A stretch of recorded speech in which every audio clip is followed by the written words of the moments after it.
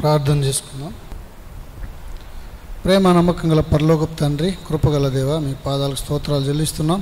సాయంకాల వేళ Bible study సందర్భంగా మేము కూడి ఉన్నాం. ఎక్కడ ఇద్దరు ముగ్గురు కూడి నా నామంలో ప్రార్థన చేస్తారో వారి మధ్యలో నేనున్నానని సెలవిచ్చిన దేవుడు, మా మధ్యలో మీరున్నారని ప్రార్థన చేస్తూ ఉంటున్నాం.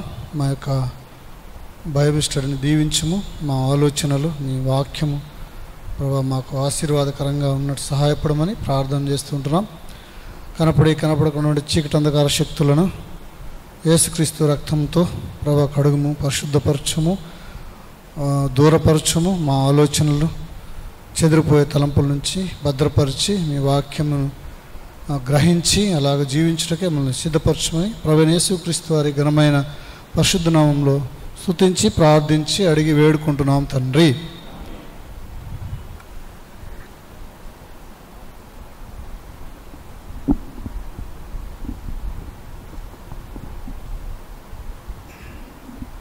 అపోస్తల కార్యముల గ్రంథం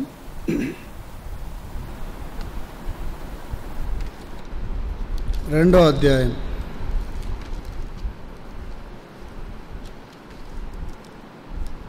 42వ వచనము కలిసి చదువుకుందాం. అపోస్తల కార్యముల గ్రంథం 2వ అధ్యాయము 42వ వచనం కలిసి చదువుకుందాం. వీరు అపోస్తలుల బోధయందును సహవాసమందును రొట్టె విరుచుట ఎందును ప్రార్థన చేయుట ఎందును ఎడతెగక ఉండిరి. ఎవరైనా ఒకరు చదవండి.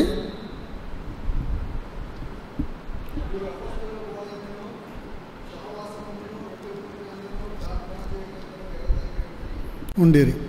ఇక్కడ మనం మొదటగా స్టార్టింగ్ వర్డ్ చూస్తే ఏముంది? వీరు అని. వీరు అంటే ఎవరు అంటే 37వ వచనం చెప్తుంది, వారు ఈ మాట విని హృదయములో నొచ్చుకొని. ఈ మాట ఏ మాట అంటే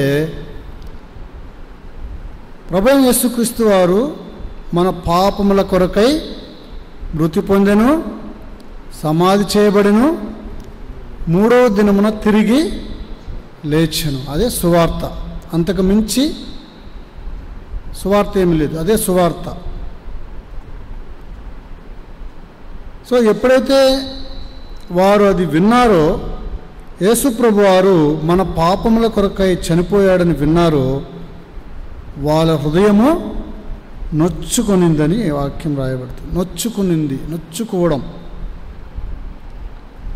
కింద ఏముంది? పొడవబడి ఉంది. సో ఎప్పుడైతే వాళ్ళు సువార్త విన్నారో ఏమన్నారు? సహోదరులారా, మేమేం చేయాలని పేతురును కడమ అపోస్తలులను అడిగారు.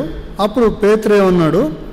మీరు మారు మనసు పొంది పాపక్షమాపణ నిమిత్తము ప్రతివాడు యేసుక్రీస్తు నామమున బాప్తిస్మం పొందుడి, అప్పుడు మీకు పరిశుద్ధాత్మను వరమును పొందుదురు. కాబట్టి సువార్త, మారు మనసు, పాపక్షమాపణ, బాప్తిస్మము, పరిశుద్ధాత్మ, ఇక్కడ 5 ఉన్నాయి. సో ఇలాగా ఈ 5 కార్యముల ద్వారా వచ్చిన వారికి వాగ్దానం ఇవ్వబడింది. ఏమివ్వబడింది? వాగ్దానం. పాత దినాల్లో, పాత నిబంధన కాలంలో వాగ్దానములో మనకు సంబంధం లేదు. మన పరదేశులము, పరజనులము. అయితే ఈ 5 కార్యముల ద్వారా ఎవరైతే ప్రభు వద్దకు వస్తారో వారికి ఒక వాగ్దానం ఇవ్వబడింది. ఎవరంట అనగా ప్రభు అయిన మన దేవుడు తన యొద్దకు పిలిచిన వారందరికీ చెందునని వారితో చెప్పారు. ఈ వాగ్దానం ఎవరికి చెందుతుంది? ప్రభు తన యొద్దకు పిలిచిన వారందరికీ చెల్లుస్తుంది. ప్రయాసపడి భారం మోసుకున్న వారులారా, నా యొద్దకు రండి, నేను మీకు విశ్రాంతి కలుగజేతును. భూదిగంత నివాసులారా, నా వైపు చూసి రక్షణ పొందుడి. ఎవరైతే ప్రభు వైపు చూశారో, ఎవరో భూదిగంత నివాసులు, భూమి మీద ఉన్న ఏ జాతి వారైనా, ఏ రంగు వారైనా, ఏ మతం వారైనా, ఏ కులం వారైనా, నో డిఫరెన్స్. భూదిగంత నివాసులారా నా వైపు చూసి రక్షణ పొందుడి. రక్షణ పొందిన వారందరికీ ఈ వాగ్దానము ఉంది. అయితే ఇంకా అనేక విధములైన మాటలు చెప్పి 40వ వచనంలో ఒక మాటను చూడండి. మీరు మూర్ఖులకు ఈ తరము వారికి వేరై రక్షణ పొందుడి అని చెప్తారు. సో మనకు వచ్చిన 5 రక్షణ ఎలా వచ్చిందంట? మనం వేరై రక్షణ పొందాం. ఎవరి దగ్గర నుంచి వేరైనామో? మూర్ఖులకు. అంత మాట అంటే ఇంకేంలే. మనం ఎవరైనా వచ్చి చిన్న మాట అంటే తట్టుకోలే. మూర్ఖులు అంటే ఇంకేమన్నా బతకనిస్తారా? ఎవరు మూర్ఖులు ఇంతకీ? What is the definition? మూర్ఖులు ఎవరంటే చూడండి, యెషయా గ్రంథం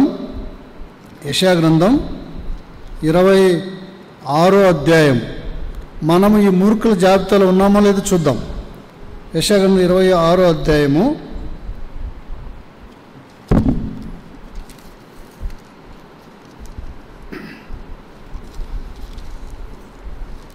29వ అధ్యాయం 29వ అధ్యాయము 16వ వచనం. యెషయా గ్రంథం 29. అయ్యో మీరెంత మూర్ఖులు. చాలు. అయ్యో మీరెంత మూర్ఖులు. ఎవరంట వాళ్ళు? కుమ్మరికి మంటికిని భేదము లేదని ఎంచేవారు. కుమ్మరికి మంటికి భేదమే లేదు. కుమ్మరివాడు మన్ను ఒకటేనా? కుమ్మరివాడు మన్ను ఒకటేనా? సృష్టికర్త ఒకటేనా? బిల్డరు బిల్డింగ్ ఒకటేనా? అయితే మనం ఏమనుకున్నాం? అనేక సంవత్సరాలుగా, అనేక తరాలుగా ప్రకృతి దేవుడు అనుకున్నాం లేదా? అందుకే సూర్యుని పూజించాం, చంద్రుని పూజించాం, నదులను పూజిస్తాం. ఎందుకో ప్రకృతి దేవుడు అనుకొని పూజించాం. ఎందుకంటే దేవుడు అదృశ్యుడు కనుక మనకున్న పరిమితి జ్ఞానమును బట్టి మనం అనుకుంటూ వచ్చినాం. ఒకవేళ మనం అనుకునేది నిజమే అయితే మనం ఈ జాబితాలోకి వస్తాం. ఇంకా చూస్తే చేయబడిన వస్తువు దాన్ని చేసిన వాని గూర్చి ఇతడు నన్ను చేయలేదనవచ్చునా? మనకు దేవుడు నిర్మాణకుడు, ఆయన మన సృష్టికర్త ఉన్నాడు. కొంతమంది ప్రజలు ఏమంటారంటే దేవుడు లేదు, దయ్యము లేదు అంటారు. మరి దేవుడు లేకుండా ఎలాగో మనం సృష్టించబడ్డాం? ఈ బిల్డింగ్ ఉంది, ఈ బిల్డింగు ఎవరు కట్టలేదు, అది అలాగే ఏర్పడిందంటే ఎంత హాస్యాస్పదంగా ఉంటుందో. మనం కూడా ఒకప్పుడు ఇలాంటి వాదనలతోనే ఉంటూ వచ్చినాం. రూపించబడిన వస్తువు రూపించిన వాణిని గూర్చి ఇతనికి బుద్ధి లేదని అనవచ్చునా? మనం కూడా ఎన్నోసార్లు అన్నాం, నాకు లేని తెలివా, నాకు చెప్తావా, నాకు తెలుసు, నాకంతా తెలుసు. ఎవరికైనా 2 మాటలు చెప్తామంటే ఏమంటారు? నేను అంతా చదివేసిన, నాకంతా తెలుసు, నో నీడ్ టు ఎక్స్ప్లెయిన్, నాకేం చెప్పాల్సిన అవసరం లేదు. సో ఇలాంటి వారిని మూర్ఖులుగా బైబిల్ గ్రంథం చెప్పబడింది. ఇంకా చూస్తే 15వ వచనం 29-15 యెషయా గ్రంథం.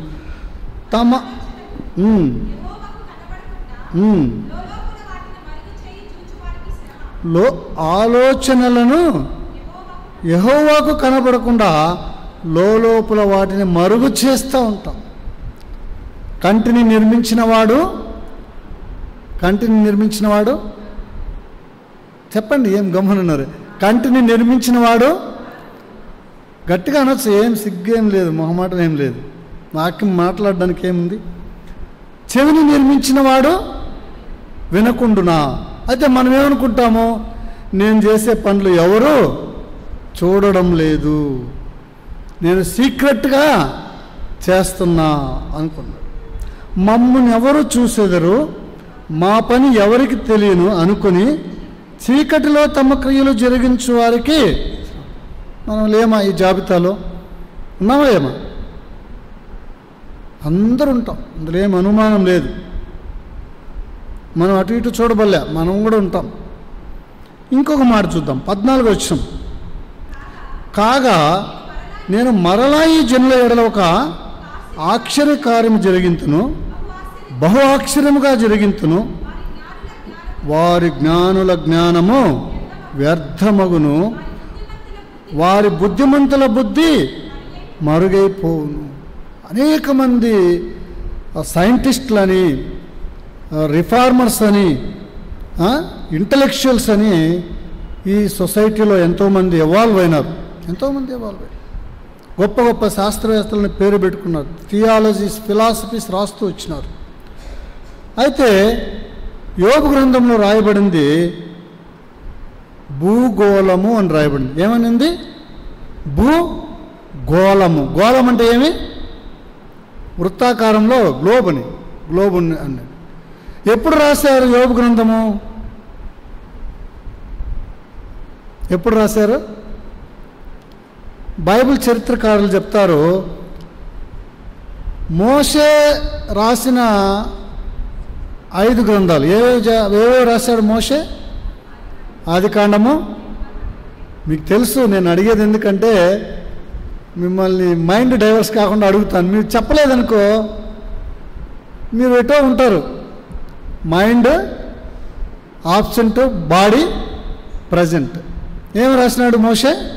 ఆదికాండము, గమకాండము, లేవికాండము, సంఖ్యాకాండము, ద్వితీయోపదేశకాండం. కొంతమంది చరిత్రకారులు ఏమంటారంటే ఈ గ్రంథాల కన్నా ముందు యోబు గ్రంథం రాయబడింది అంటారు. సరే, అది ఎప్పుడు రాశారో తర్వాత అట పెడితే, బైబిల్ క్రమానుసారంగా అనుసరిస్తే కూడా యోబు గ్రంథం ఎక్కడుంది? కీర్తనలకి ముందే ఉంది. కావున కాదా? అంటే దావీదు కాలానికి ముందే ఉంది. అంటే 8,000-4,000 సంవత్సరాల క్రితమే రాయబడింది. సో ఇంకేం రాసినాడు యోబు అంటే,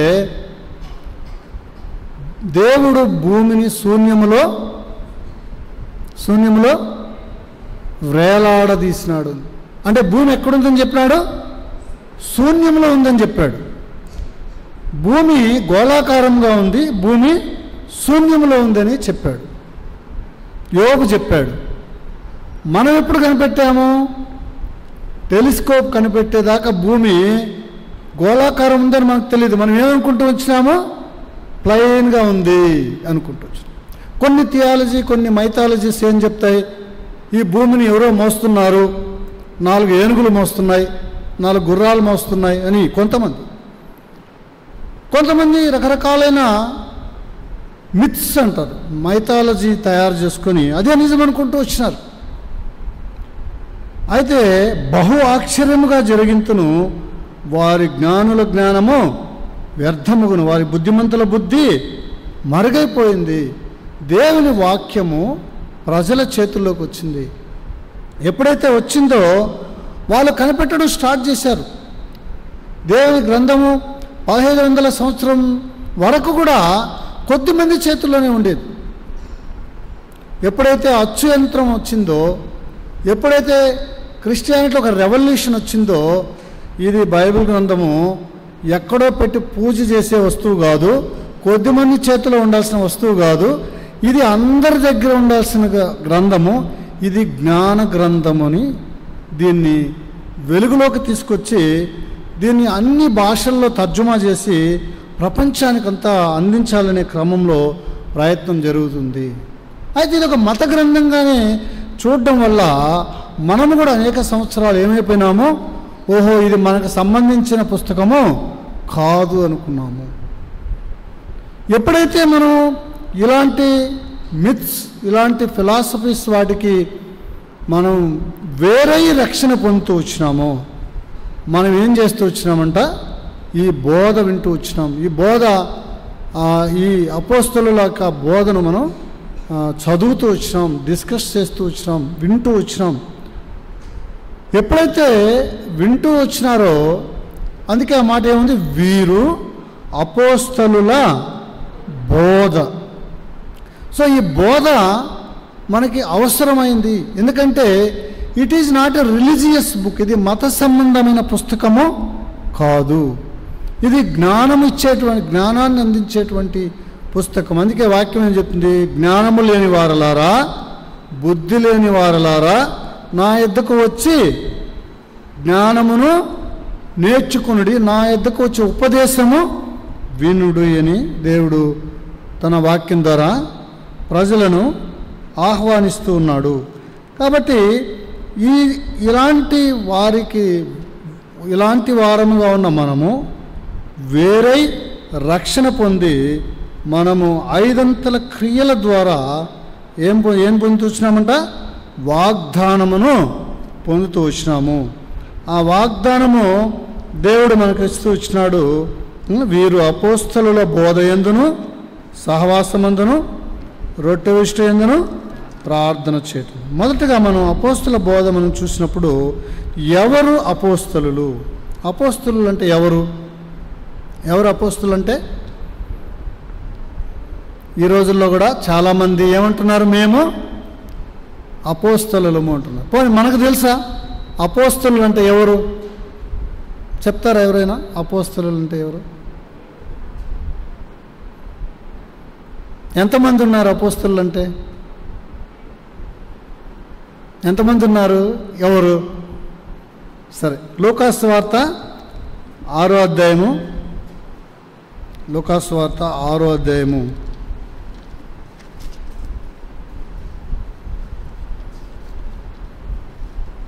12వ వచనం.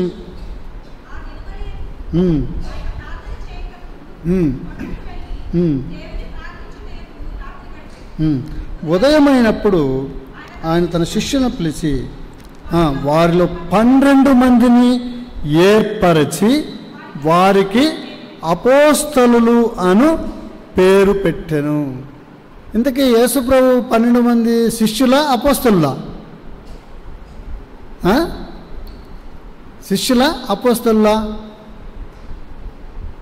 శిష్యులకి అపోస్తలులకు తేడా ఉందా లేదా ఇద్దరు ఒకటేనా? So I belong to AP, I belong to India. రెండు కరెక్టా? రెండు ఒకటి తప్ప? I belong to AP, I belong to India. రెండు కరెక్టా కాదా? రైటా కాదా? అయితే ఇక్కడ శిష్యుల అపోస్తలు కరెక్టా కాదా? కరెక్ట్. చూద్దాం ఇంకొంచెం డీటెయిల్గా. మనం అపోస్తలులు అని పేరు పెట్టాడు. ఏమని పేరు పెట్టాడు యేసుప్రభు వారికి? ఏం పెట్టాడు? అపోస్తలులు. ఎంతమంది?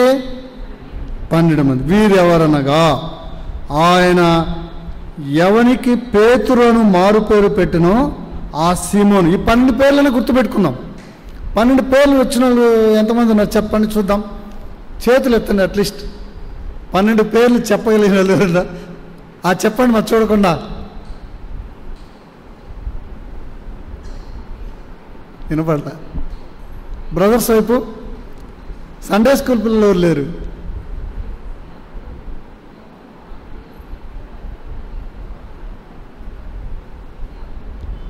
ఓకే ఓకే ఓకే చెప్పు. ఓకే 12 మంది చెప్పారు. చదువుదాం అందరికి అర్థం కావడానికి. వీరెవరనగా ఆయన ఎవనికి పేతురుని మారు పేరు పెట్టెనో ఆ సీమోను, అతని సహోదరుడైన ఆంద్రేయ, యాకోబు, యోహాను, ఫిలిప్పు, బర్తలోమయి, మత్తయి, తోమా, అల్ఫై కుమారుడైన యాకోబు, జెలోతే అనబడిన సీమోను, యాకోబు సహోదరుడైన యూదా, ద్రోహియగు ఇస్కరియోతు యూదా అనువారు. ఎంతమంది వచ్చారు?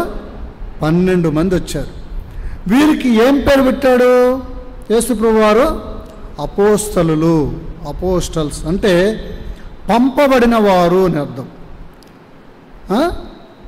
ఏంటి అపోస్తలు అంటే? పంపబడిన వారు. వారు ఒక మిషన్ కొరకు, అనగా ఒక ఉద్దేశం కొరకు పంపబడిన వారు అని అర్థం. ఎవరి చేత పంపబడిన వారు అని అర్థము? యేసుప్రభు వారు 12 మంది శిష్యులను ఏర్పాటు చేసుకొని వారికి ఒక మిషన్ ఇచ్చి అలాగా ఆయన పంపుతూ వచ్చినాడు. ఏం పని చెప్పాడు వారికి? చూడండి మత్తయి సువార్త 28వ అధ్యాయము 16 నుంచి 20 వచనాలు మార్చి చదువుదాం. 16 నుంచి 20 వచనాలు మార్చి చదువుదాం. మత్తయి సువార్త 28వ అధ్యాయము 16వ వచనం. 11 మంది శిష్యులు యేసుకు తమకు నిర్ణయించిన గలిలయలోని కొండకు వెళ్ళిరి. 17 చదవండి గట్టిగా. అయితే యేసు వారి యొద్దకు వచ్చి, పరలోకమందును భూమి మీదను నాకు సర్వాధికారము ఇయ్యబడి ఉన్నది.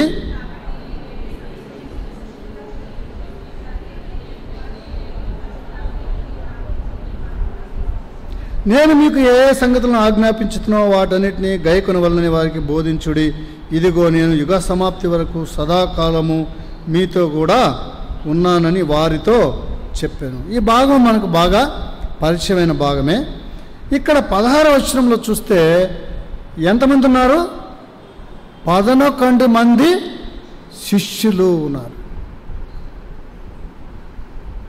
12 మంది ఉండాల్సిన వాళ్ళు ఏమైనారు? ఇప్పుడు 11 మంది వచ్చినారు. ఏమైనాడు? 12 వ్యక్తి ఏమైనాడు?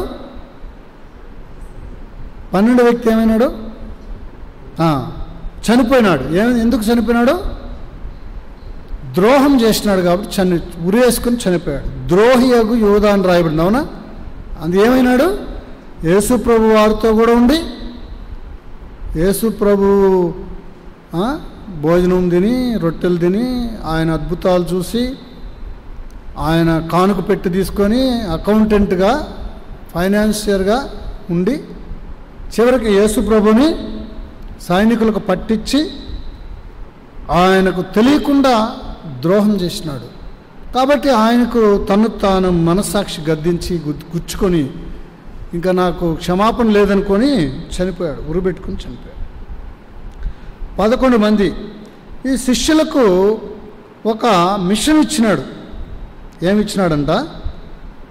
దేవుడు యేసు ప్రభు వారికి ఏ మిషన్ ఇవ్వబడిందో, ఏ అధికారం ఇవ్వబడిందో ఆ అధికారాన్ని 12 మందికి ఇచ్చాడు. ప్రభువు తన 12 మంది శిష్యులను ఏర్పాటు చేసుకొని తాను ఏ ఉద్దేశం కొరకైతే భూమి మీదకి వచ్చినాడో ఆ ఉద్దేశాన్ని నెరవేర్చడానికి ఆయన 12 మంది శిష్యులను ఏర్పాటు చేసుకొని వారికి ఒక మిషన్ ఇచ్చినాడు. విజన్ ఉంది ఆయనకి. అందరూ అంతటా రక్షించబడి దేవుని రాజ్యం పొందాలనేది విజన్,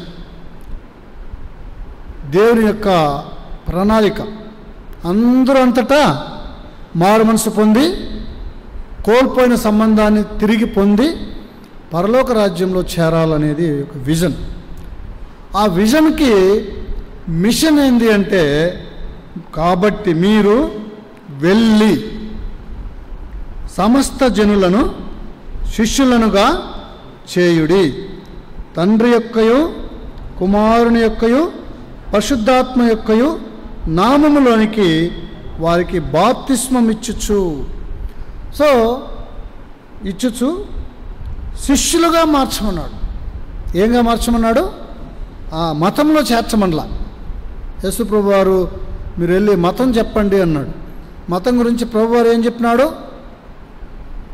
ఒకడు తమ మతములో కలుపుకొనుటకు ప్రయాసపడతాడు, వాడిని 2 నరకపాత్రునిగా చేస్తాడు. సో మతం అనేది ప్రభువుకు సంబంధించింది కాదు.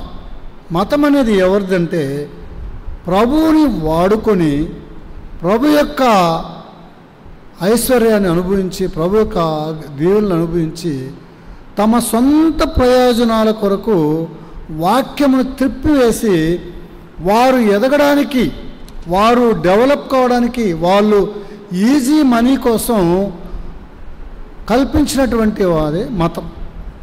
అది మనుషులు కల్పించిందే. ప్రభువారు చెప్పాడు, నేను మార్గమును సత్యమును జీవమును అన్నాడు. నా ద్వారా తండ్రి వద్దకు మీరు రావాలి అని చెప్పాడు తప్ప నేను మతం అని ఎక్కడ కూడా చెప్పలా.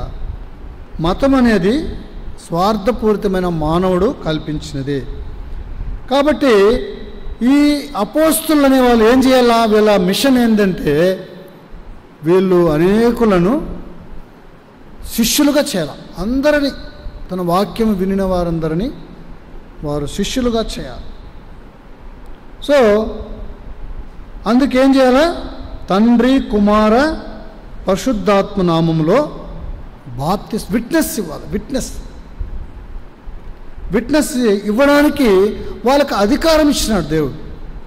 వాళ్ళకి అధికారం ఇచ్చినాడు. అందుకు వాళ్ళు అపోస్తలులు మిగిలిన వాళ్ళంతా అంటే ఆ 12 మంది తప్ప మిగిలిన వాళ్ళంతా ఎవరు ఎవరు ఎవరు శిష్యులు. మిగిలిన వాళ్ళంతా శిష్యులు, వాళ్ళు అపోస్తలులు. ఏం చేయాలంట? నేను మీకు ఏ ఏ సంగతులను ఆజ్ఞాపించి తినో వాటన్నిటి గైకొన వల్లని వారికి బోధించుడు. ఇదిగో నేను యుగ సమాప్తి వరకు సదాకాలము మీతో. నేను వెళ్ళిపోవట్లేదు, నేను ఉన్నాను. నేను వెళ్ళనేలా తండ్రి పరిశుద్ధాత్మ ఆదరణకర్త మీ యొద్దకు రాడు. నేను వెళ్ళి పరిశుద్ధాత్మను మీకు పంపుతాను. ఆయన ఏం చేస్తాడు? పరిశుద్ధాత్మ పని ఏంటి? ఆయన ఏం పని చేస్తాడంటే తీర్పును గూర్చి, నీతిని గూర్చి బోధింపు. నీతి అంటే ఏంది, తీర్పు అంటే ఏంది అది తెలియజేసి మన హృదయములలో రక్షణ నిక్షేతను ఆయన కలిగిస్తాడు. ఆయన మనల్ని లీడ్ చేస్తాడు యుగ సమాప్తి వరకు. ఇదిగో ముదిమి వచ్చే వరకు నేను నిన్ను ఎత్తుకుని వాడను అంటాడు. యుగ సమాప్తి వరకు నేను నీకు తోడై ఉన్నాను అంటాడు. సో ఎప్పుడైతే ఈ సంగతులు వాళ్ళకి బోధించబడుతూ వచ్చినాయో వారు ఏం చేశారంటే, అపోస్తలులు 12 మంది ఏం చేశారంట? చెదిరిపోయిన ప్రపంచంలో అన్ని ప్రాంతాలకి వెళ్తూ వచ్చినారు. అన్ని ప్రాంతాలకి వెళ్తూ వచ్చినారు. అలా వెళ్తూ వచ్చిన వారిలో ఒకడు భారతదేశానికి కూడా వచ్చినాడు. ఆయన ఎవరు? తోమ. ఎన్నో సంవత్సరంలో వచ్చినాడని చరిత్ర చెప్తుంది, చెప్పగలరా? క్రీస్తు శకము 52. ఎంత? క్రీస్తు శకము 52 అంటే ఇప్పుడు ఎంత? 2025 అంటే 52 నుంచి చూడండి ఎన్ని సంవత్సరాలు అయిందో. సో యేసుప్రభు సువార్త మన దేశానికి వచ్చి ఎంతకాలమైంది? 1995 సంవత్సరాలు, 95 సంవత్సరాలు దాదాపుగా అయింది. సో ఈ 11 మందిలో 12 కావాలి కదా. యేసుప్రభు ఏం చెప్పినాడు? అపోస్తలులు ఎంతమంది అన్నాడు? 12 మంది అన్నాడు. ఒక్క వ్యక్తి లేడు. ఈ అపోస్తలులు ఎవరు అంటే యేసుప్రభు వారి యొక్క జీవితాన్ని, ఆయన మరణాన్ని, ఆయన పునరుద్ధానాన్ని తమ కనులారా చూసి విట్నెస్ ఇచ్చిన వాళ్ళు, సాక్ష్యం చెప్పిన వాళ్ళు అపోస్తలులుగా పరిగణించబడతారు. ఇప్పుడు ఒక స్టోరీ, అక్కడ మధ్యలో ఒక జంక్షన్లో ఒక చిన్న యాక్సిడెంట్ అయింది. చూసిన వ్యక్తి చెప్పడానికి, చూసి 10-15 మంది తర్వాత చెప్పడానికి తేడా ఉంటుందా ఉండదా? ఉంటుందా ఉండదు? ఆ నోట ఈ నోట ఆ నోట బడి ఒకటి ఎంత అవుతుంది? 100 అవుతుంది. ఒకటి ఎంత అయింది? 100 అవుతుంది. అందుకనే ఈ బైబిల్ ప్రింట్ చేసేటప్పుడు ఎన్నో రకాల అనుభవాలు ప్రభుతో అందరికీ ఉన్నప్పటికీ కూడా ఎవరైతే ప్రభువైన యేసుక్రీస్తు వారిని, ఆయన జీవితాన్ని చూశారో, ఆయన మరణాన్ని చూశారో, ఆయన పునరుద్ధానాన్ని చూశారో, ఎవరైతే సాక్ష్యం ఇస్తున్నారో వారిని అపోస్తలులుగా పరిగణించబడుతూ వస్తారు. అయితే ఒక వ్యక్తి చనిపోయినాడు, ఆయన కూడా అపోస్తలుడు అయి ఉండేవాడే. అయితే ఆయన పునరుద్ధానానికి సాక్షిగా లేడు. యోధా ఏమైనాడు? యేసుప్రభు సిలువ వేసి పెడతాను ఏమైపోయినాడు? పోయి చనిపోయాడు. ఆయన పునరుద్ధానానికి సాక్షిగా ఉండే వాళ్ళకి అవసరం అని చెప్పి అపోస్తల కార్యం 1వ అధ్యాయంలో 25వ వచనంలో చూస్తే 24 నుంచి కూడా ఇట్లని ప్రార్థన చేసిరి. అందరి హృదయంలోని ఎరిగి ఉన్న ప్రభువ తన చోటికి పోవుటకు యూదా తప్పిపోయి పోగొట్టుకున్న ఈ పరిచర్యలో అపోస్తలత్వములో పాలు పొందుటకు వీరిద్దరిలో నీవు ఏర్పరచుకొని కనపరిచితివని అంతటా వారి చీట్లు వేయగా మత్తీయ పేరిట వచ్చిన. మత్తయి కాదు, ఈయనెవరు? మత్తీయ. సో దేవుడు వీళ్ళకి ఏమిచ్చినాడంట? పరిచర్య, అపోస్తలత్వము. మనకి అపోస్తలత్వం ఇవ్వబడలే, మనకేమి ఇవ్వబడింది? పరిచర్య ఇవ్వబడింది. తద్వారా మనం శిష్యులైనాం కనుక మనకేమి ఇవ్వబడింది? పరిచర్య మనకు ఇవ్వబడింది. అయితే వీరికి ఉన్న అడిషనల్ ప్రివిలేజ్ ఏంటంటే అపోస్తలత్వం కూడా ఇవ్వబడింది. ఎవరిచ్చారు అపోస్తలత్వాన్ని? ఎవరిచ్చారు? దేవుడే ఇచ్చాడు. యేసు ప్రభు వారే ఇచ్చాడు. ఏమని ఇచ్చినాడు? 12 మంది, ఎంతోమంది శిష్యులు ఉన్నారు. యేసుప్రభు వారు శిష్యులు ఎంతమంది అని ఉంది, ఒక చోట 70 ఉంది, ఒక చోట 120 ఉంది, ఒక చోట ఎంతోమంది అని శిష్యులని రాయబడింది. అయితే అందరినీ అపోస్తులు అనలా, 12 మందిని మాత్రమే ప్రత్యేకపరిచి అపోస్తులుగా దేవుడు వారి పేర్లు పెట్టి పిలిచి వీరికి ఇచ్చినాడు. కనుక ఈ మత్తీయ 2 ఉన్నారు, యేసుప్రభుని ఎరిగిన వారు, వారిలో మత్తీయ వచ్చినాడు. ఇప్పుడు ఎంతమంది అయినారు? 12 మంది అయినారు. అయితే మనము రోమాపత్రిక చూడండి. రోమాపత్రిక చూస్తే పైన ఏముంది చూడండి, హెడ్డింగ్ ఏమనుంది? ఏమనుంది? అపోస్తలుడైన పౌలు రోమీయులకు రాసిన పత్రిక. పౌలు మరి ఎట్లా అపోస్తలుడైనాడు? అన్ని దగ్గర ఉంటుంది, అన్ని పత్రికలు చూడండి. అపోస్తలుడైన పౌలు కొరింథీయులకు రాసిన పత్రిక. ఎలాగా అపోస్తలుడైన పౌలు అపోస్తలుడైనాడు? యేసుప్రభు వారు ఆయన స్వయాన ఏర్పరిచి పేరు పెట్టి పిలిచి సపరేట్ చేసిన వాళ్ళే కదా అపోస్తలులు ఉంటే. అయితే గలతీ పత్రిక 1వ అధ్యాయం 1వ వచనం, పౌలు ఎట్లా అపోస్తలుడైనాడు? గలతీ పత్రిక 1వ అధ్యాయము 1వ వచనము, మనుషుల మూలముగానైనను ఏ మనుషుని వలనైనను కాక యేసుక్రీస్తు వలనను ఆయన మృతులలో నుండి లేపిన తండ్రి అయిన దేవుని వలనను అపోస్తలుడుగా నియమించబడిన పౌలను నేను. పౌలు ఎవరు? సౌలుగా ఉన్నాడు. పౌలు ఎట్లున్నాడు? సౌలుగా ఉన్నాడు. సౌలు పని ఏంది? క్రీస్తు సంఘమును హింసించి చంపడం. ఆయన బిజీగా గుర్రాలు వేసుకొని ఒక టీమ్గా బయలుదేరిపోతూ ఉన్నారు. ఎందుకు? దేవుని సంఘం అనగా క్రైస్తవులని హింసించడానికి బయలుదేరినాడు. అప్పుడు దేవుడు వెలుగు రూపంలో ప్రత్యక్షమై, సౌలా సౌలా నీవేళ నన్ను హింసించుచున్నావు అని గుర్రం మీద కింద పడ్డాడు. మిగతా వాళ్ళకి ఏం అర్థం కాల, ఈయనకు మాత్రమే కనపడుతూ వచ్చినాడు. మిగిలిన వాళ్ళు అది చూడలేదు. ఈయనకు ఒక దర్శనం వచ్చింది.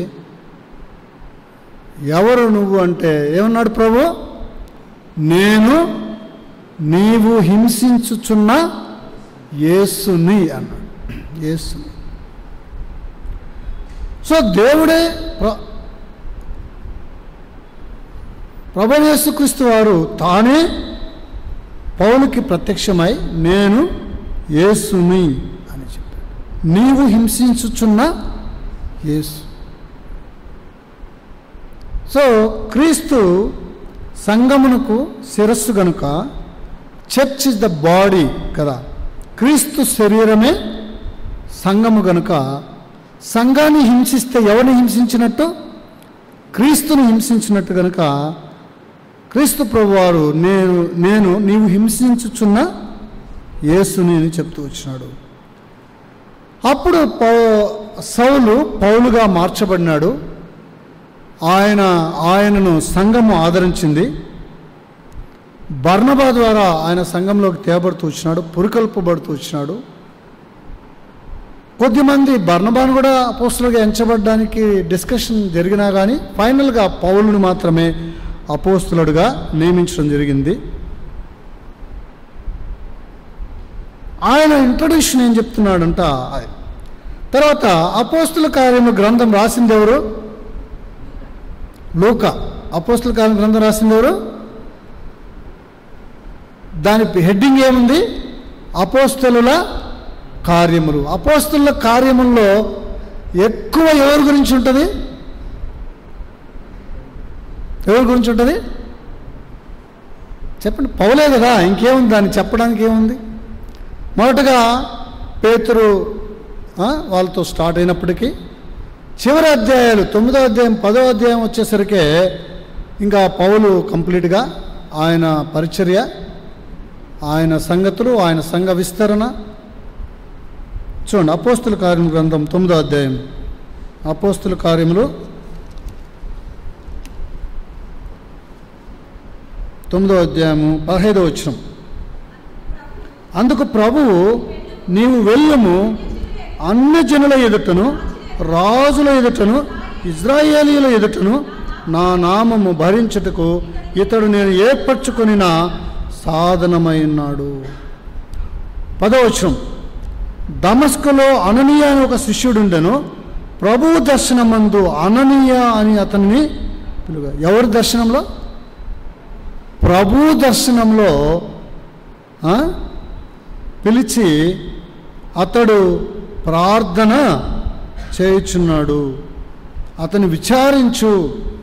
ఎవరు అతను అంటే, అన్యజనుల ఎదుటను రాజుల ఎదుటను ఇజ్రాయేలీల ఎదుటను నా నామం భరించుటకు ఇతడు నేను ఏర్పరచుకొనిన అన్యజనుల ఎదుట. వీళ్ళు ఏం చేశారంటే, అపోస్తలులు వాళ్ళు సొంత ప్రజల మధ్యలో వాళ్ళు సువార్త ప్రకటిస్తూ ఉన్నారు. అందుకు ప్రభువైన యేసుక్రీస్తు వారు ఒక మాట, ఒక వాగ్దానం ఇచ్చినాడు. మొదటి అధ్యాయం 8వ వచనం. అపోస్తలు మొదటి అధ్యాయం 8వ వచనం చూస్తే, ఆయనను పరిశుద్ధాత్మ మీదకి వచ్చిన మీరు శక్తి పొందేదరు గనుక మీరు యెరూషలేములో యోదయ సమరయ దేశములో ఎందంతటి భూదిగంతముల వరకు నాకు సాక్షులైందని వారితో చెప్పాను. అపోస్తలులతో దేవుడు ఆ వాగ్దానాన్ని ఇచ్చి చెప్తూ వచ్చినాడు. ఈ పౌలుని దేవుడు అన్ని జనులకు అపోస్తలుడుగా ఎంచుతూ వచ్చినాడు. అందుకే ఈజ్ అపోస్టల్ ఫర్ జెంటైల్ అనే బిరుదు కూడా పౌలుకు ఉంది. ఆయన పరిచర్య అంతా అపోస్తల కార్యములు మనం ధ్యానిస్తున్న అధ్యాయం అదే. నాకంటే మీకు ఎక్కువ బాగా తెలుసు, ఎందుకంటే అది గత చాలా వారాలుగా ధ్యానిస్తున్నట్టున్నారు కదా. ఇప్పుడు ఎన్నో అధ్యాయం ఉంది అన్న? 19th verse, 19th chapter. కాబట్టి ఆయన చేసిన పనంతా ఎవరి మధ్యలో ఎక్కువ చేశాడు? అన్ని జనుల మధ్యలో చేసినాడు. అన్ని జనుల మధ్యలో అన్ని జనులకు ఎలాగ సువార్త ప్రకటించాలో పౌలు ఒక leader, is a role model, is an example. So దేవుడు పౌలుకి ఇచ్చిన దర్శనం ఏదైతే ఉందో అది అన్ని జనులకు ఎలాగ సువార్త ప్రకటించాలనేటువంటి దర్శనం. కాబట్టి మనకు అపోస్తల కార్యముల గ్రంథం క్షుణ్ణంగా జాగ్రత్తగా మనం పరిశోధించి పరిశీలించి స్టడీ చేస్తే, చదివితే కాదు, యెహోవా ధర్మశాస్త్రము దివారాత్రము ధ్యానించేవాడు. ధ్యానించడం అంటే ఇంగ్లీష్లో ఏముంది? మెడిటేట్ అని ఏముంది? Meditate. Reading is different, meditation is different. Reading అంటే 6 గంటలకు లేస్తున్నాయి, టగడగడగడగడ 5 నిమిషాలు కన్నా ఎక్కువ మనం చదవలేము. 5 నిమిషాలు టగడగడగా అమ్మ అధ్యాయం అయిపోయిందని పడేసి పుస్తకం పూజేసి 2 నిమిషాలు ప్రార్థన చేసుకున్నట్టు కాదు ధ్యానించడం అంటే. యెహోవా ధర్మశాస్త్రమును దివారాత్రము ధ్యానించిన ఎడల అంటే మెడిటేట్ చేసిన ఎడల అనే వాక్యం కదా. కాబట్టి అతడు నేను ఏర్పరచుకొనిన సాధనము ఎవరికోసమంట? అన్ని జనుల ఎదుటను రాజుల ఎదుటను. రాజుల దగ్గర కూడా ఎలా సువార్త ప్రకటించాలి? రాజులు అంటే ఎవరు? మన రాజు ఎవరు? మన ఆఫీసర్లు, మన గవర్నమెంటు, ఎవరైనా కావచ్చు. వాళ్ళకి కూడా ఎలాగ సువార్త ప్రకటించాలి? వాళ్ళకు కూడా ఎలాగ చెప్పాలా? ఈ దేశంలో ఇది ఒక మతం కాదు, ఇది ఒక మార్గమే, ఇది మానవుల్ని సజీవ మార్గంలో నడిపించేటువంటి ఒక గ్రంథమే, ఇది మనసు మార్చేదే తప్ప మతం మార్చేది కాదు. ఈ గ్రంథాన్ని చదవడం ద్వారా ఒక పాపి మారు మనసు పొంది, ఒక అక్రమకారుడు, ఒక దోపిడీదారుడు మంచివాడుగా మారతాడు. తద్వారా గవర్నమెంట్కి మంచిది, పోలీసులకు మంచిది కదా. దొంగలు తక్కువ ఉంటే పోలీసులకు మంచిది. ఇప్పుడు పోలీసులు ఉన్నారు, వాళ్ళు ఎన్ని చట్టాలు తెస్తే దొంగలు ఏమవుతారు? అన్ని లూప్ హోల్స్ ఎత్తుక్కొని చేస్తూనే ఉన్నారు కదా. గొలుసులు లాగేవాళ్ళు, ఒకప్పుడు మనం ఊరికి పోతే డోర్లు కొట్టేవాళ్ళు. ఇప్పుడు మన మొబైల్లో మన చేతిలో నుంచి ఏం జరుగుతున్నాయి? స్కాములు చేస్తున్నారు. సో ఎప్పుడైతే ప్రభువుని విశ్వసిస్తారో అనేకల జీవితాలు మార్చబడతాయి. కనుక ఇతను దేవుడు ఎన్నుకున్నాడు అపోస్తలుడుగా. అందుకే నేను ఆ కాలంలో పుట్టినవాడని అంటాడు పౌలు. సో అది మన మొత్తం ఇప్పుడు ఎంతమంది అయినారు అపోస్తలు? 13 మంది అయినారు అంతే. ఇంతకు మించి ఎవరైనా నేను అపోస్తలుణ్ణి అంటే అది నాట్ బిబ్లికల్, వాక్యానుసారమైంది కాదు. కొంతమంది పేర్లు పెట్టుకుంటారు, అపోస్తలు అంటారు, ఇంకా ఏమంటారు, రెవరెండ్ అంటారు. రెవరెండ్ అంటే ఏం తెలుసా? చెప్పండి చూద్దాం. పూజార్హుడు అని. ఎంత మోసం కదా. రెవరెండ్ అని ఎవరైనా పెట్టుకోవచ్చా? పెట్టుకోకూడదు. కానీ ఏముంది, రెవరెండ్ అంటారు. బిషప్, ఇంకా బిషప్ అంటే ఇక అతీతమైంది. రెవరెండ్లు, బిషప్పులు ఇంకా ఒకటి కాదులే. మేము ప్రత్యేకమైన వారమని ఇవన్నీ చూసి భక్త్ సింగ్ గారు ఏం పెట్టుకున్నాడు, బ్రదర్ భక్త్ సింగ్. బెస్ట్, ఇంక ఏ గొడవ లేదు. సో మనం కూడా ఏం పెట్టుకోవాలా, బ్రదర్ అని పెట్టుకోవాలా. We are brothers and sisters in the Lord. వాక్యమే ఉంది. మనం ప్రభువునందు సహోదరులమై ఉన్నాం అంతే. We are brothers in Christ, we are sisters in Christ. మనకి ఏ బిరుదులు వద్దు. అందుకే మన సహవాసంలో ఏ బిరుదులు ఉండవు. ఆ మధ్య కొంతమంది తయారైనారు.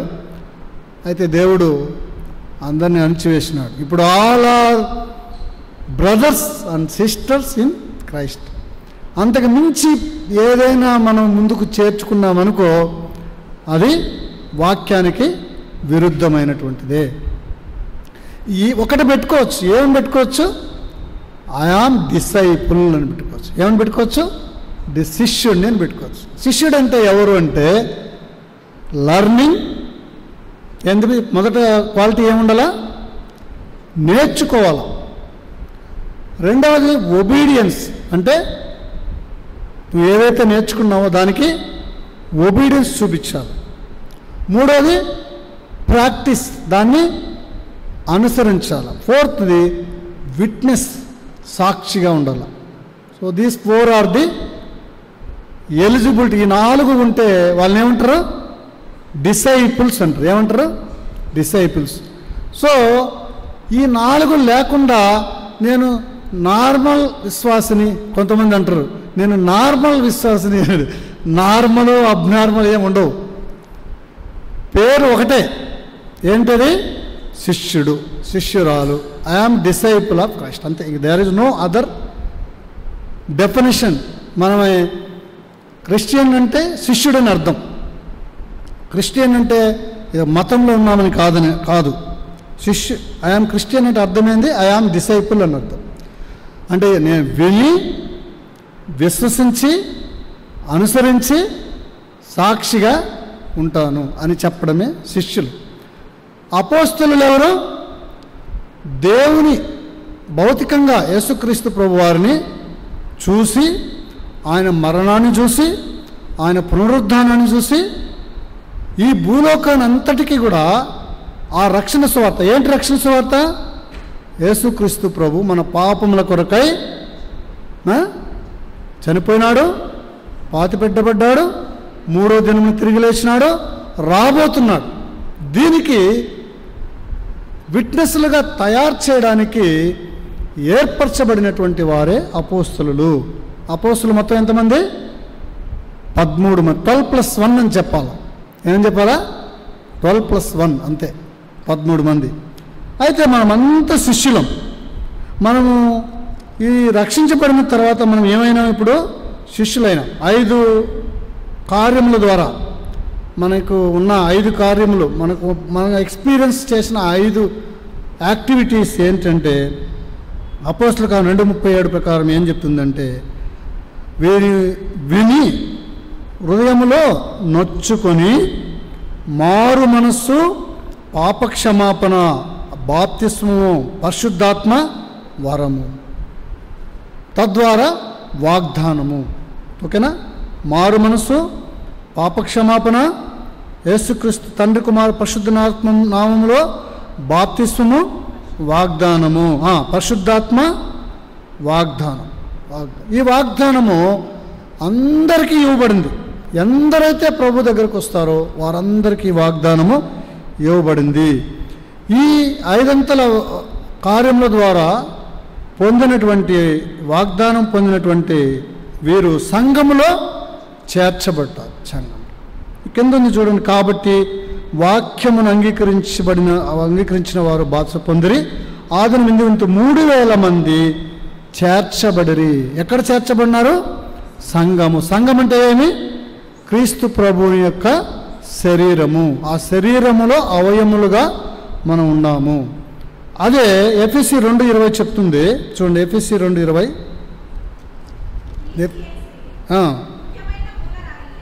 మూలరాయి ఉండగా అపోస్తలులు ప్రవక్తలు వేసిన పునాది మీద మీరు కట్టబడి ఉన్నారు. మనం ఎట్లా కట్టబడుతున్నామంట? క్రీస్తు యేసు ముఖ్యమైన మూలరాయి ఉండగా అపోస్తలులు ప్రవక్తలు వేసిన పునాదులు. పునాదులు ఎన్ని? మామూలుగా అయితే పునాదులు ఎన్ని వేస్తారు? బిల్డింగ్ కట్టేటప్పుడు పునాదులు ఎన్ని వేస్తారు? 4 స్టోన్లు వేస్తారు కదా. ఆడ ఈస్ట్ వెస్ట్ నార్త్ 4 కార్నర్లు వేస్తారు కదా. వేస్తాయిరా. అయితే పరలోకమైన పునాదికి పిల్లర్స్ ఎన్ని? 12. 12. మళ్ళీ దాంట్లోకి వెళ్ళలేము. మళ్ళీ చూద్దాము. ఆ ప్రకటన గ్రంథం 21 చూడండి.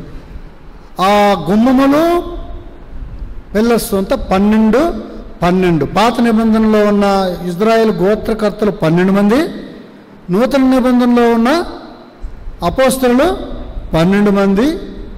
ఈ పునాదులు గుమ్మముల చేత కట్టబడినటువంటి పరలోక రాజ్యంలోకి మనం వెళ్ళబోతున్నాం. అది మన నిరీక్షణ.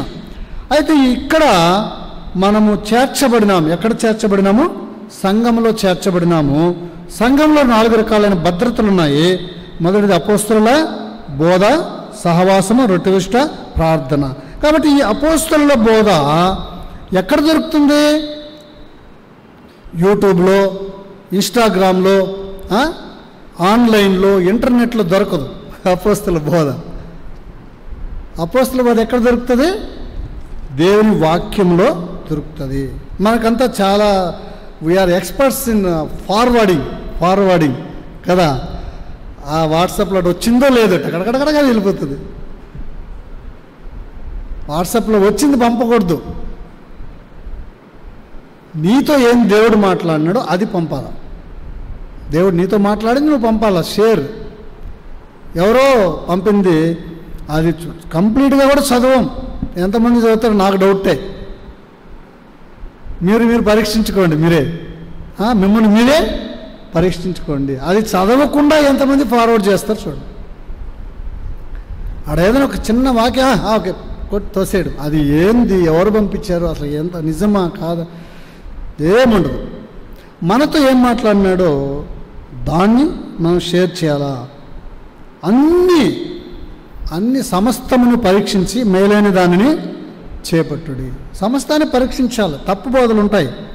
ఎందుకు అపోస్తలుల బోధ అవసరము అంటే తప్పుడు బోధలు ఎక్కువైపోయినాయి. ఏమైపోయినాయి ఈ రోజుల్లో? తప్పుడు బోధలు ఎక్కువైపోయినాయి. బయట వాళ్ళ గురించి, వేరే బోధల గురించి మనం కాదు, క్రైస్తవుల మధ్యలో ఉన్న తప్పుడు బోధల గురించే మనం మాట్లాడుతున్నాం. క్రైస్తవుల మధ్యలో జరిగే విషయాల గురించి మనం మాట్లాడుతున్నాం. ఎందుకు మనం గుడ్డిగా విశ్వసించకుండా ఉండాలంటే అపోస్తలుల బోధ అవసరం. అందుకే ఆ దినాల్లో భక్త్ సింగ్ గారు ఏం చెప్పాడంటే ఏదన్నా open air meetings, gospel meetings పెడితే పోవద్దండి అని చెప్పారు. చాలామంది ఏం తర్కించారు, దేవుని వాక్యమే కదా పోతే ఏమవుతుంది అన్నారు. ఏమీ కాదు. ఏమవుతుంది? Prosperity gospel, healing gospel, miracle gospel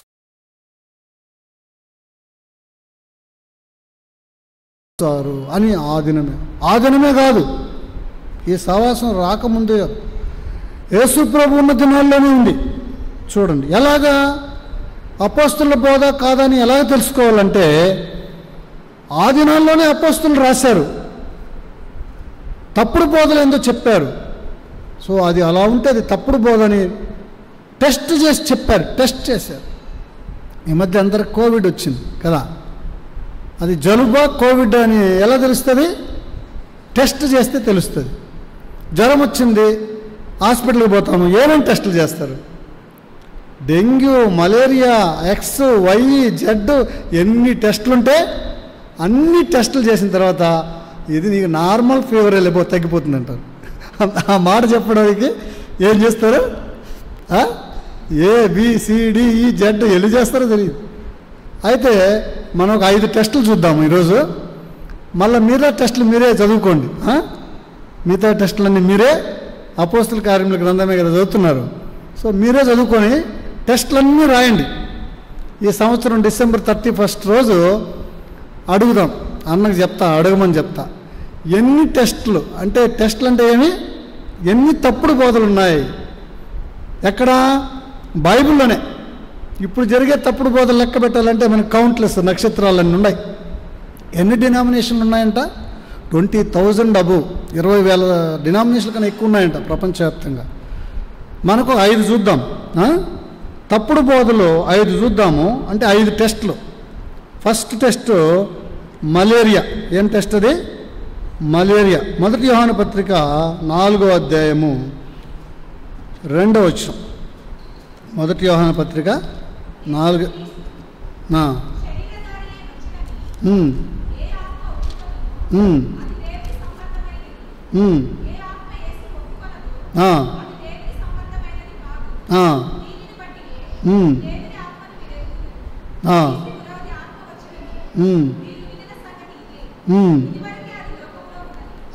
ఇక్కడ చూడండి, యేసుక్రీస్తు శరీరధారి అయి వచ్చనని ఏ ఆత్మ ఒప్పుకొనునో అది దేవుని సంబంధమైనది. ఏ ఆత్మ యేసును ఒప్పుకొనదో అది దేవుని సంబంధమైనది కాదు. దీనిని బట్టి దేవుని ఆత్మను మీరు ఎరుగుదురు. క్రీస్తువు రోజు ఆత్మ వచ్చునని మీ సంగతులు వినిన సంగతి ఇదే. ఇదివరకే ఇది లోకములో వచ్చి ఉన్నది. యెహోవా విట్నెస్ అనే ఒక కల్ట్ బయలుదేరింది. యెహోవా విట్నెస్ వాళ్ళు యేసు ప్రభుని దేవుడుగా అంగీకరించు. బయట వాళ్ళు సంగతి మనకు వద్దు. ఇంకొద్దిమంది ఉన్నారు, యేసు ప్రభు శరీరధారిగా రానేలేదు, ఆయన వస్తాడని వీళ్ళు కనిపెట్టారు, వీళ్ళు భ్రమలో ఉన్నారు అంట. అదొక కల్ట్ ఉంది. నాకు సహోదరుడు, సువార్త చెప్పిన సహోదరుడు, కొన్ని సంవత్సరాలు మేము కలుసుకోలేకుండా పోయినాము. నన్ను ప్రభులోకి నడిపించిన సహోదరుడు కొద్ది సంవత్సరాల తర్వాత, గ్యాప్ తర్వాత నేను ఒకసారి వాళ్ళ ఇంటికి వెళ్తే బైబిల్ బదులు 21 పుస్తకాలు ఉన్నాయి. ఎన్ని పుస్తకాలు? 21 బుక్స్ పెట్టుకొని ఇదే బైబిల్, ఇది పలానా అని ఇచ్చినాడని చెప్పి మందిరానికి పోకుండా ఆగిపోయినాడు. ఇంకా ఇంత డిబేట్ కాదు. వాళ్ళు క్రైస్తవులే అంట. వాళ్ళు ఓన్లీ క్రిస్టియన్స్ వాళ్ళ ఇంటికే వస్తారు, వేరే ఎక్కడికి పోడు వారు. మీరు చూడండి, కొంతమంది ఉన్నారు వాళ్ళు ఎక్కడికి పోరు, సువార్త ప్రకటించరు. వాళ్ళు ఏం చేస్తారు?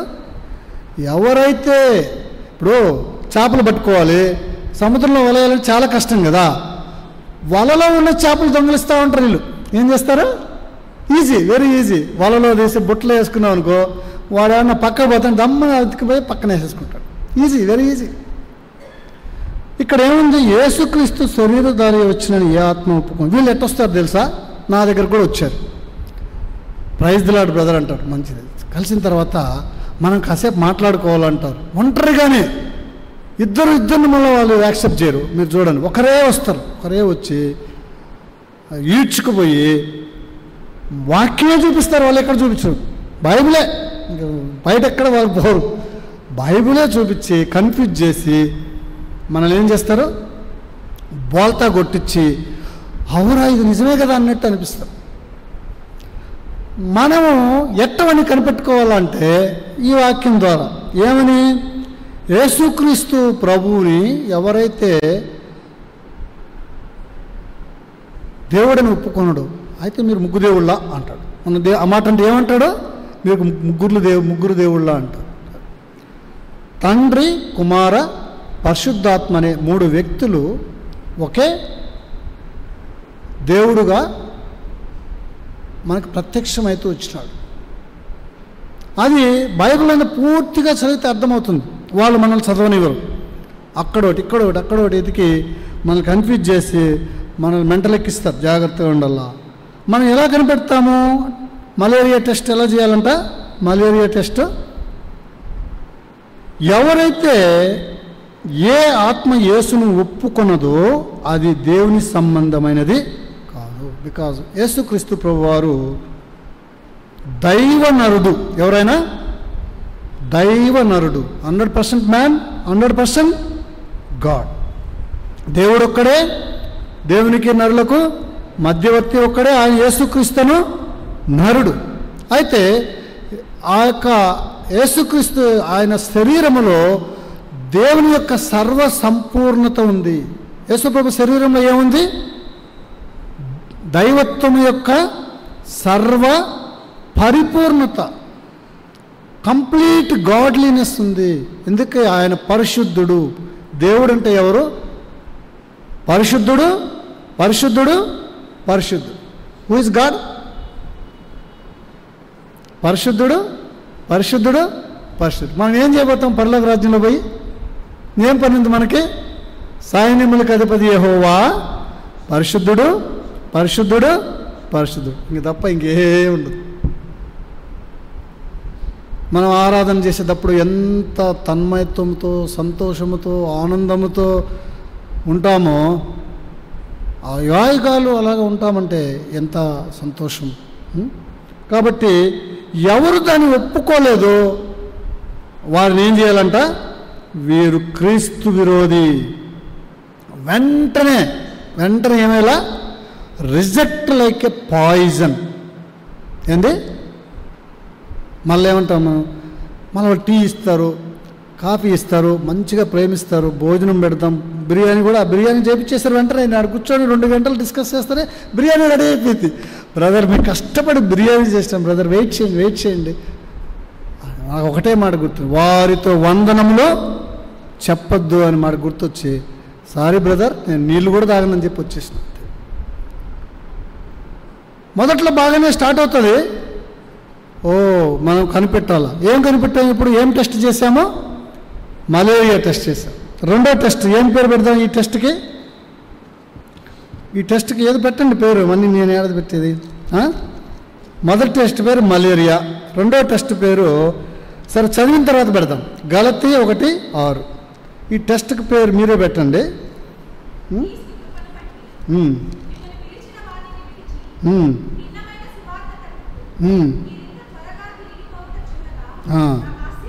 ఆశ్చర్యమగుచున్నది.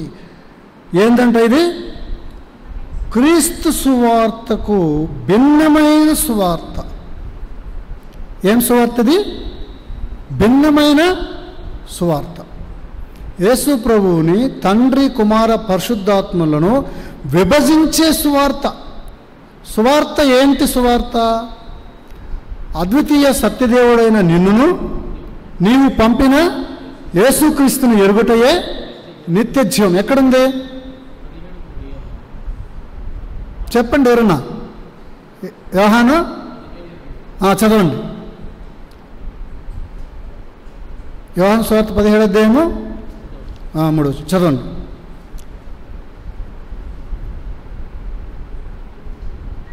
అద్వితీయ సత్యదేవుడైన నిన్నును నీవు పంపిన యేసుక్రీస్తును ఎరుగుటయే. వాళ్ళ బైబిల్లో ఇది ఉందా లేదా? వాళ్ళు ఫాలో అయ్యే బైబిల్ ఏంది? ఇదే కదా, ఇంకేమైనా ఉందా వాళ్ళ చేతిలో? లేదు కదా. Church of God, church of Christ, Jehovah, రకరకాల అయిపోయిన చర్చిల పేర్లు కూడా నేను చెప్పదలుచుకోలేదు. సో ఏం చేశారు వాళ్ళు? విభజించినారు. ఏం చేశారంట? డివైడ్ చేసినారు. ఇప్పుడు ఒక సంఘం ఉంది, వాళ్ళు కొంతమందిని తీసుకుపోవాలి రాంగ్ డాక్టరీస్తో, రాంగ్ విధానాల్లో. సముద్రంలో చేపలేయడం, వలయడం కష్టం, పడవు అంత తొందరగా, కష్టపడాలి.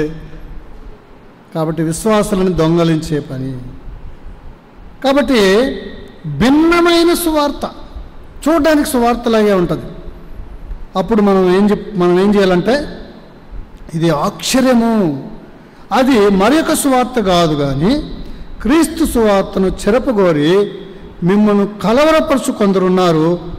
మేము మీకు ప్రకటించిన సువార్త కాక మరొక సువార్త మీ మీదను పరలోకం నుంచి వచ్చి దేవదూతనైనను మీకు ప్రకటించడలా అతడు శాపగ్రస్తుడవును గాక. అతను ప్రకటించిన సువార్త ఏందంట, ఎవరైనా సరే దేవుడు రాత్రి నా కల్లో కనపడినాడు, పొద్దునే కనపడినాడు, ఇట్లా కనపడినాడు అని చెప్తే మీరు వినొద్దండి.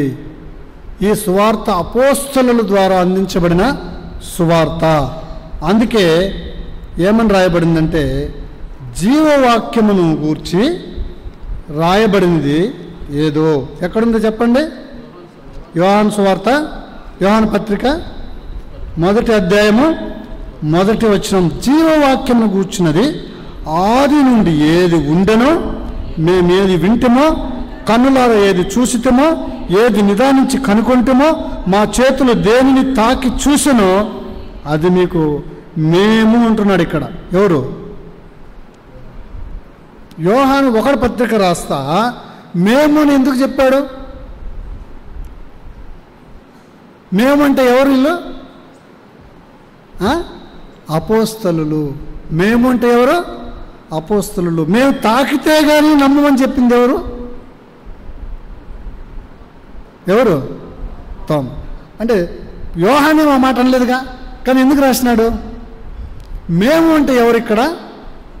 అపోస్తలులు. అనేక సందర్భాల్లో వాక్యం కూడా దేవుడు చెప్పేటప్పుడు మేము అని వస్తుంది. ఒకసారి నేను అంటాడు, ఒకసారి మేము అంటాడు. సో అది మన వేరే సబ్జెక్ట్. కానీ ఇక్కడ మేము అంటే అర్థం ఏంటి అంటే, అపోస్తలులమైన మేము. ఎవరినైతే దేవుడు అపోస్తలుగా నియమించాడో వాళ్ళు. ఆ 12+1 12+1 అని ఎందుకు అంటున్నా, 13 అని ఎందుకు అనట్లా? పరలోకములో ఎన్ని ఉన్నాయి? 12 ఉన్నాయి. మీకు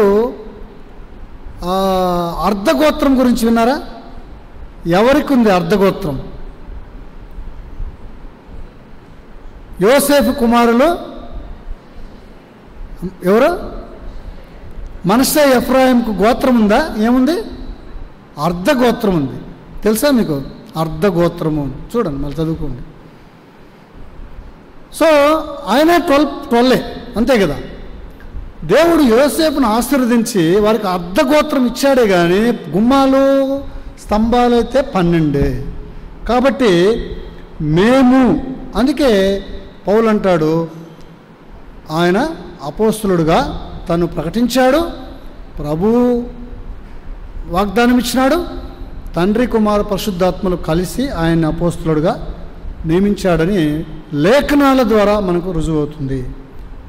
సో ఎప్పుడైతే ఇలాంటి ఒక సువార్త వచ్చిందో, ఇది తొందరగా మనం కనుక్కొని అది మనల్ని చెరిపేస్తుంది. కాబట్టి ఇది ఒక టెస్ట్, ఇది ఒక రెండో టెస్ట్. ఏం పేరు పెడతాం ఈ టెస్ట్కి? First is malaria, second one is, ఇది ఘోరం అండి. మరి ఏదో ఒక పేరు చెప్పండి. మీరు ఎవరికి జ్వరాలు రావా? ఏం పేరు చెప్పండి బ్రదర్? టైఫాయిడ్. Very good. గుర్తురాలి నాకు, అందుకని మీరు అడుగుతారు.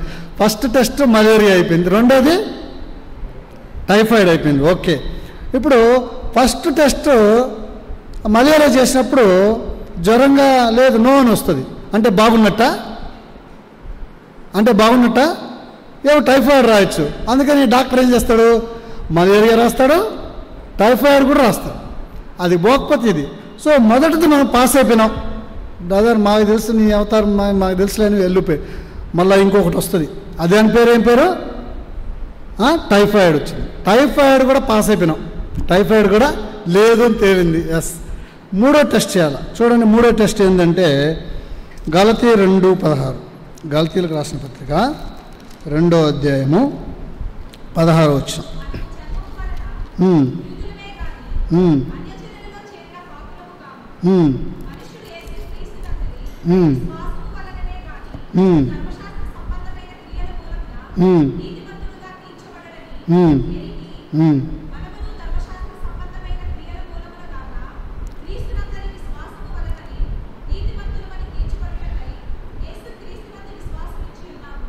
యేసుక్రీస్తును ధర్మశాస్త్ర సంబంధమైన క్రియల మూలంగా ఏ శరీరు నీతిమంతుడుగా. ధర్మశాస్త్ర సంబంధమైన క్రియలు అంటే ఏంది? సున్నతి ఆచారములు. ఏంటివి అవి? సున్నతి ఆచారములు. వాటిని తీసుకొని ఇంకో గ్రూప్ వస్తుంది. ఏమని వస్తుందంటే, సున్నతిని ఎవరు నియమించారు? దేవుడే నియమించాడా? మరి ఇప్పుడు మీరు సున్నతి ఫాలో కాలేదు అంటే దేవుని ఆజ్ఞని మీరు ఏం చేస్తున్నారు? కొట్టివేస్తున్నారా? వస్తారు ఈ మధ్య కాలంలో వచ్చి, మీకు సున్నతి పొందితేనే కానీ రక్షణ లేదు, బైబిల్ తీతో మన బైబిల్ తీసుకొని మన వేలు తీసి మనకన్నా పొడుస్తారు. అప్పుడు మనం ఏమవుతాం? నిజమే కదా. ఇప్పుడు ఎలాగా ఒక గ్రూపు సున్నతి ద్వారా ఇప్పుడు ఈ రోజుకి కూడా రక్షణ ఉందని నమ్ముతున్నారు, వారు వచ్చి మనల్ని కనవరపరిచే విధంగా చేస్తారు. సో రైట్ డాక్టర్ని ఎంత అవసరమో రాంగ్ డాక్టర్ని కూడా తెలుసుకోవడం మనకంత అవసరం. ఇది చాలా కలవరం అయిపోతుంది. దేవుడు ఏమన్నాడు? నా నిబంధనను నేను రద్దుపరచ జాలను అన్నాడు. నా నోట నుంచి వచ్చిన మాట ఏది కూడా నెరవేర్చకపోదు అన్నాడు. మరి అవన్నీ చూపించిన తర్వాత మనకే ఒక కన్ఫ్యూజన్ వస్తుంది. అయితే మనం రక్షించబడింది ఎలాగో, మనం ఎలాగ రక్షించబడ్డామో 5 క్రియలు మనం చూసాం. అపోస్తల కాలంలో ఉండదు. ఏంటది? మారు మనసు, పాపక్షమాపణ, బాప్తిస్మము, పరిశుద్ధాత్మ, వాగ్దానం. వాగ్దానం వెరీ వెరీ పవర్ఫుల్. దేవుడు ఆ వాగ్దానము ద్వారా మనం రక్షించబడుతూ వచ్చాం. విశ్వాసం, ఆ వాగ్దానం ముందు విశ్వసించడం ద్వారా మనం రక్షించబడ్డాము. కాబట్టి మేము చెప్పాం, ఈ 3 చెప్పాం. ఏం చెప్పాం? దేవుడు మాకు ఇలా చెప్పాడు కాబట్టి మీది కాదు, మాది ఇలాంటిది.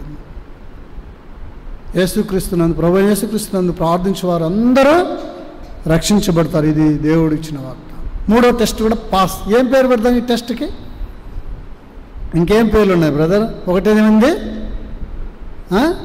మలేరియా, టైఫాయిడ్, 3వది డెంగ్యూ పెట్టుకోండి. ఏం పేరు? డెంగ్యూ పెట్టుకోండి. పాస్ అయిపోయినాం.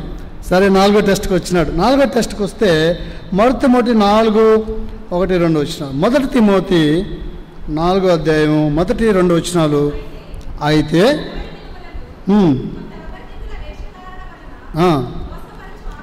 మోసపరచు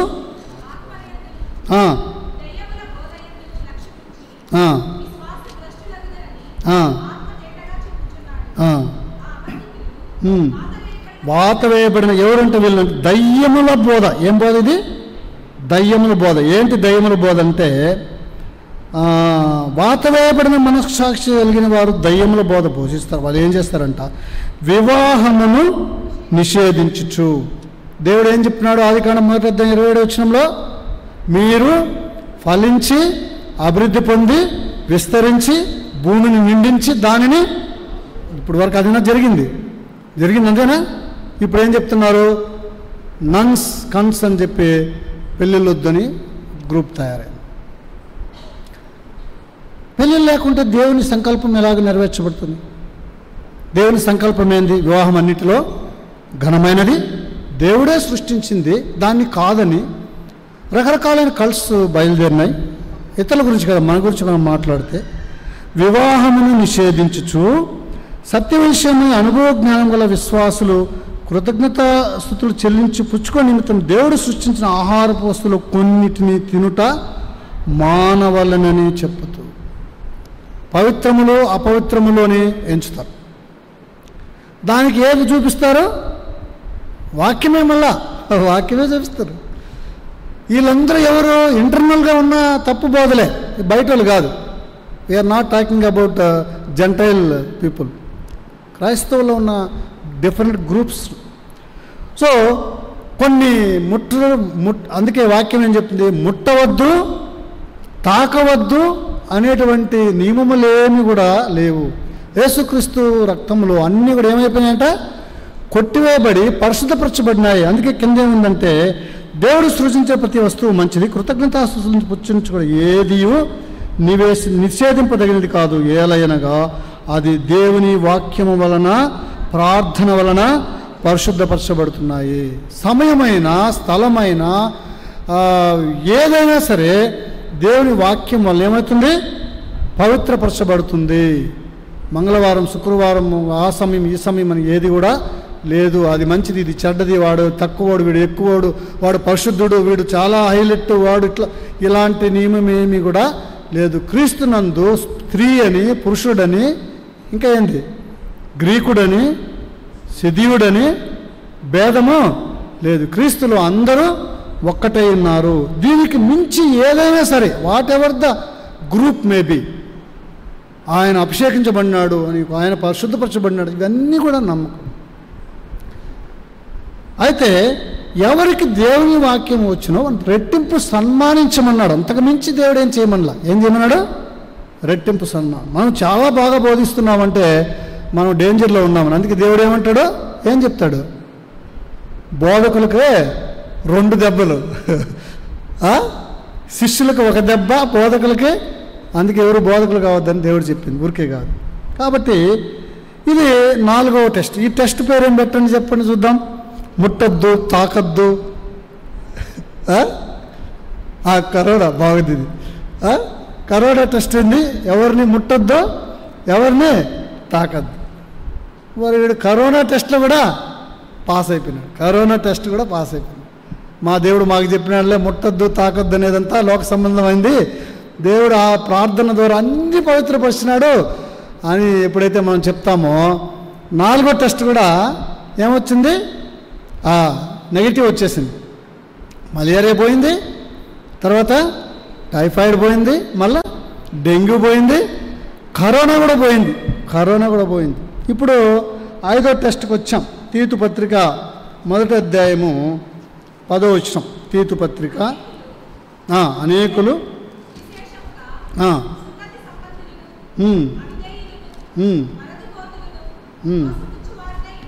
వదరుబోతులు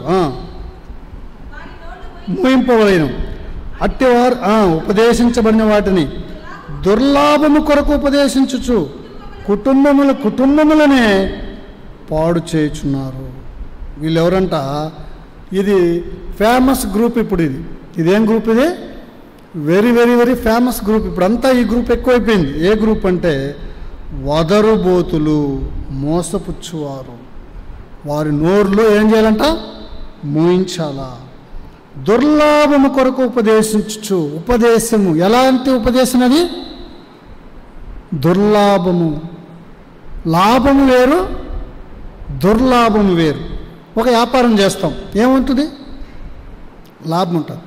100 రూపాయల వస్తువు మనం తెచ్చుకున్నాం, అమ్మాం, ఒక 10 రూపాయలు ప్రాఫిట్లో పెట్టి అమ్మాం. ఏందది?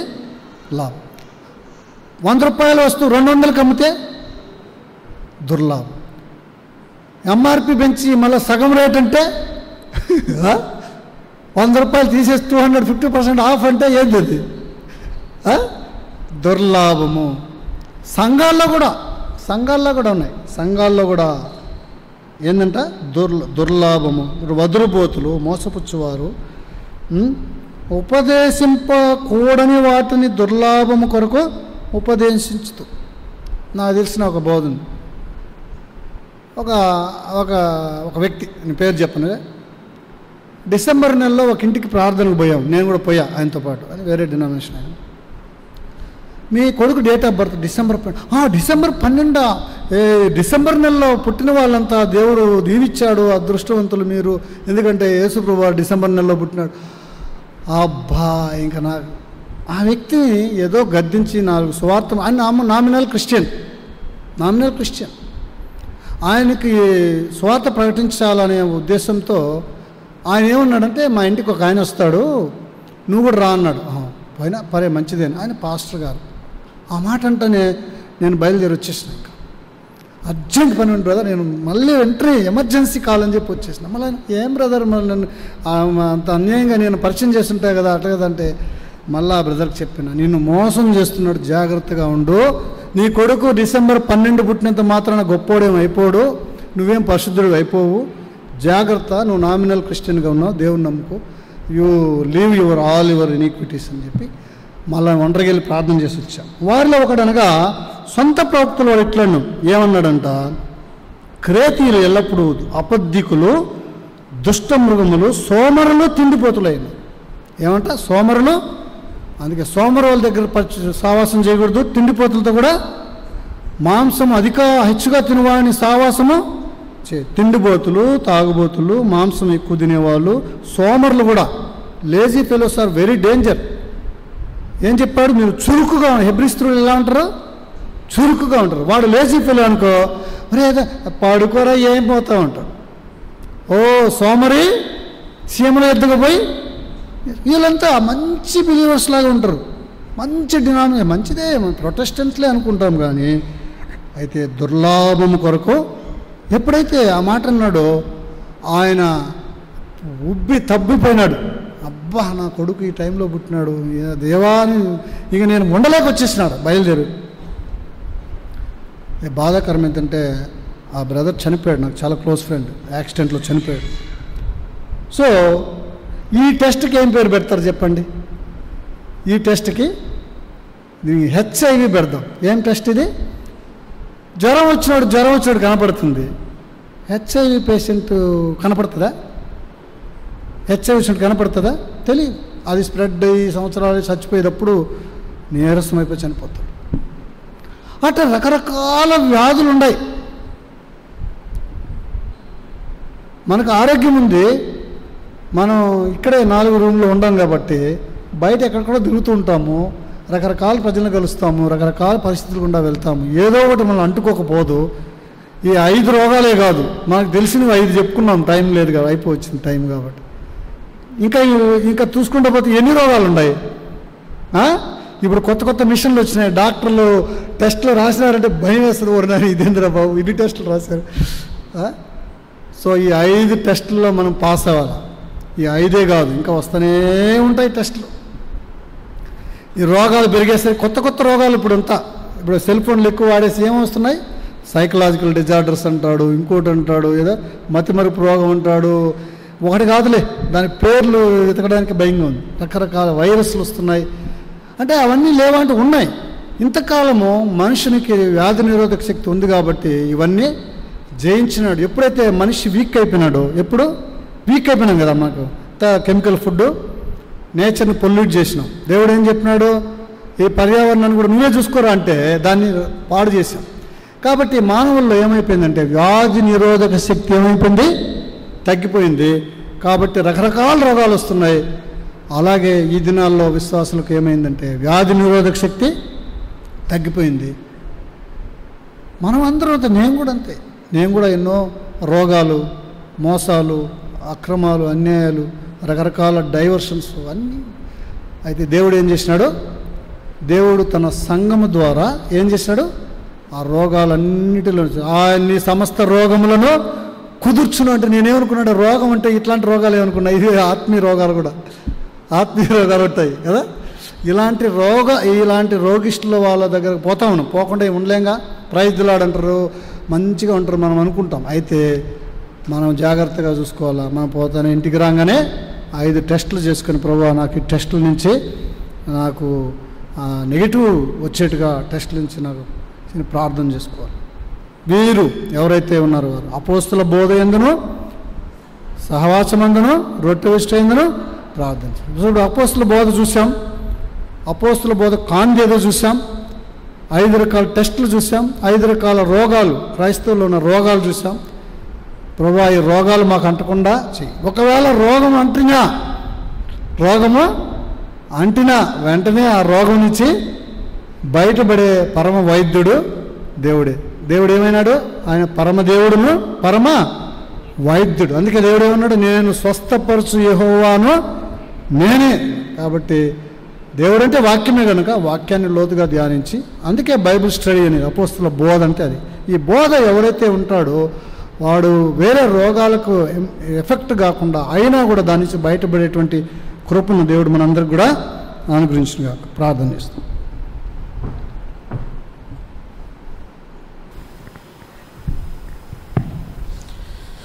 మహాపరిశుద్ధుడా, పూజనుడా, ఘనమైన మా గొప్ప దేవ, జీవం గల మా తండ్రి, మీ బంగారు పాదాలకు ఎల్లేని వందనాలు, కృతజ్ఞతాస్తులు చెల్లించుకుంటూ వస్తున్నాం.